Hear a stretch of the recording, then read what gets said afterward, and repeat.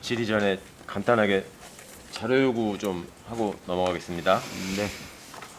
그 2021년 5월 21일 날, 그러니까 얼마 전이죠. 법무부가 검찰에다가 검찰 조직 개편안에 관한 공문을 하다라는 걸로 알고 있습니다. 이걸 좀 제출해달라고 그러는데 그게 어려우신가 봐요. 원래 확인해서 제출하실 수 있겠죠? 적극적으로 아마 검토해 보도록 하겠습니다. 아니 검토가 아니라 이 공문 내려온 거 제출하시는 게 어려운가요? 실무자들이 아마 뒤에서 충분히 가급적 제출하도록 하겠습니다. 그 다음에 2020년 3월이면은 후보자께서 법무부에 계실 때인가요?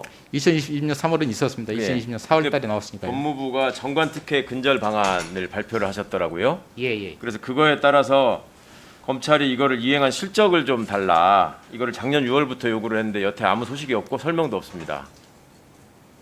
취지는 아시겠죠?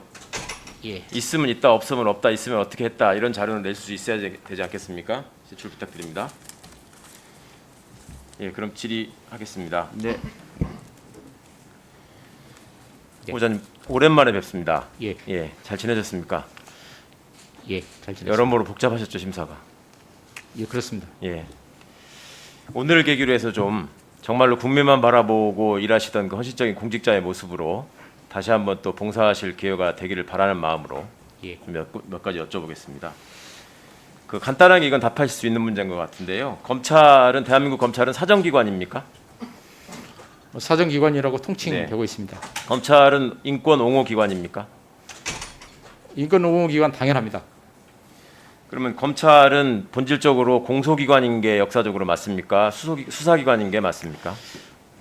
공소기관인 측면이 더 본질적이라고 생각합니다. 네, 그래서 그것이 전제됐을 때만 인권옹호기관이라는 말하고 연결될 수 있는 것이죠. 그런 그렇지 않습니까? 측면이 수사기관이라고 하는 게 있습니다. 기본적으로 가장 강력한 공권력을 행사하는 국가의 합법적 폭력인데 그거를 들어서 우리가 인권옹호기관이다 얘기하는 건 논리적 모순입니다. 그런 측면에서 이 수사에 관한 문제, 이 위험성, 그 다음에 형벌에 관한 권한을 행사하는 사람들의 자세에 대해서 제가 공수처장님 인사청문회 때도 여쭤본 말씀이 있어서 비교를 위해서 또 총장님과 생각이 어떤 점에서 갖고 다른지를 위해서 여쭤보는 얘기인데요. 지금 총장님, 후보자님 뒷면에 보시면 법사위 여러 번 오셨겠지만 저거 눈여겨 못 보셨을 겁니다. 예.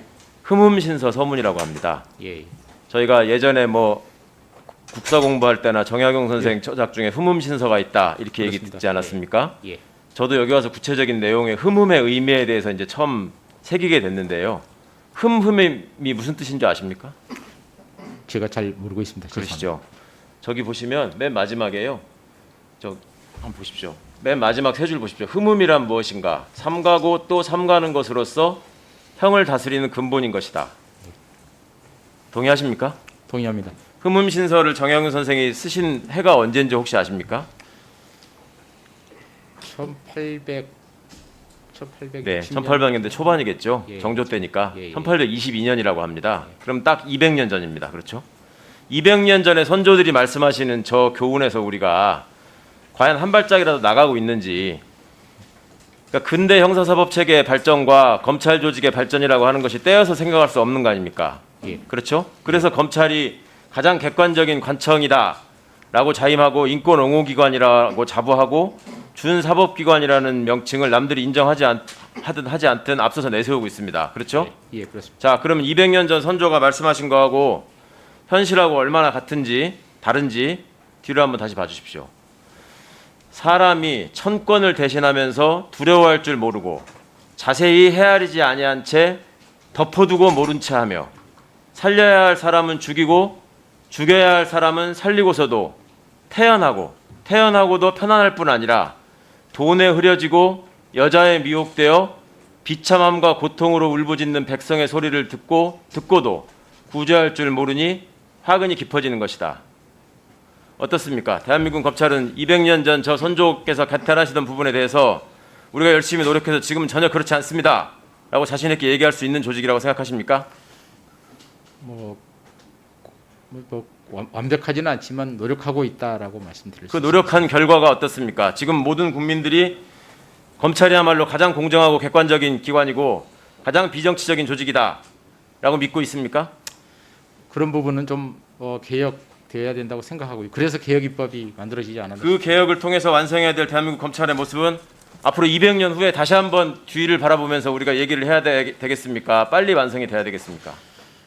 뭐 지금 현재 제도 개혁해 주셨으니까요. 그걸 빨리 안착시켜서 그것이 저는 의원님 총장으로 취임하시게 되면 새 총장님의 가장 중요한 사명이라고 생각합니다. 예, 동감합니다. 이런 검찰의 취지를, 검찰 조직의 취지를 제대로 살리기 위해서는 무엇보다도 공정성, 예. 중립성 이게 가장 중요하지 않겠습니까? 예, 예. 그리고 남한테 단죄를 하라고 묻는 사람은 스스로를 최소한 자신을 돌아보면서 내가 제일 공정했는가를 바라봐야 하는 게 기본 아니겠습니까? 네. 근데 지금 여러 위원님들께서 지적하셨지만 지식구 감싸기, 팔을 안으로 굽는다. 그리고 후보자께서도 모두의 인사 말씀에서 검찰 편의적으로 모든 걸 생각해 왔다. 그런 부분에서 국민들이 검찰을 바라보는 불신이 싹트고 있는 거 아니겠습니까? 예. 공감하십니까? 예, 공감하는 측면이 있습니다. 검찰은 권력기관입니까? 법집행기관인데 권력기관으로 국민들이 이해하는 측면이 있는 것 같습니다. 앞으로도 그렇게 이해해야 되겠습니까? 부정부패 범죄에 대한 국가 대응 역량의 핵심이라서 약간은 그런 측면은 유지될 수밖에 없는 거 아닌가 생각은 합니다. 권력기관이라는 용어에 담겨 있는 그 인상에 대해서는 뉘앙스에 대해서는 후보자께서도 인지하고 계시지요. 예, 예. 권력기관이 친근하고 따뜻하고 위안이 되는 기관이라는 의미로 쓰이지를 않고 있습니다. 제가 변호사해 보니까 검찰을 굉장히 두려워합니다. 그렇죠. 자, 국민이 정말 억울할 때 의지할 수 있는 기관으로서 검찰이 새롭게 자리 잡을 수 있으려면 무엇부터 바뀌어야 하는가를 좀 계속 생각해 봤으면 좋겠습니다. 자, 어떤 사람이 조직에 대한 충성을 얘기합니다. 검사로서.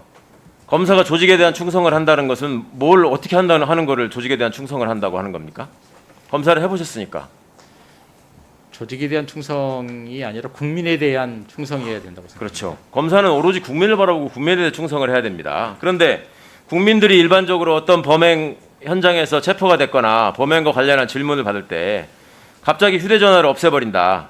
그러면 수사기관 어떻게 합니까? 그거 현장에서 증거인멸했다고 하고 나중에 구속영장 청구할 적에 그 사유로 쓰시죠. 그런 그렇죠? 경우도 있습니다. 예. 그런 것들이 확인됐을 때 법원이 증거인멸에 관한 증거가 있는 것으로 보아서 발부하는 경우가 꽤 많죠. 그런데 룸사롱 접대 검사라고 징계 대상이 돼 있거나 기소된 사람들 전부 다 휴대전화 갖다 버린 거 아시죠? 그리고 없다고 한 거 아시죠? 그 구체적인 내용을 제가 잘 모르고 있습니다. 확인해 보십시오. 언론 보도는 언론 보도를 통해서 그렇게 나왔죠? 예? 예, 언론 보도는 예, 총장의 최측근이라는 자가 총장과의 통화 내역을 감추기 위해서 비밀번호를 풀지 않고 있다. 알고 계시죠? 언론 보도 정도 알고 있는데 제가 구체적인 내용은 보고받지 않았습니다. 예. 네, 다음은 존경하는 김도읍 의원님 질의해 주시기 바랍니다.